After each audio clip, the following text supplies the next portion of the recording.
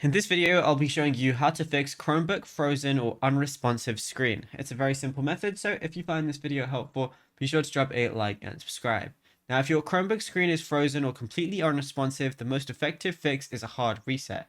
Unlike a standard reset, this cuts power to the hardware controllers and forces the system to reboot from scratch. So if the mouse won't move and the keyboard is dead, press and hold the power button for at least 10 seconds. The screen's then going to go black. Then press the power button again to turn it back on. Now, this usually clears simple software hangs caused by high memory Android apps. And if the screen remains frozen even after holding the power button, you must use the hardware refresh command. So press and hold the refresh key, which is the circular arrow on the top row, and while holding refresh, tap the power button. Release the refresh key as soon as you see the Chromebook start up. And Chromebooks often freeze because one specific tab is consuming 100% of the CPU.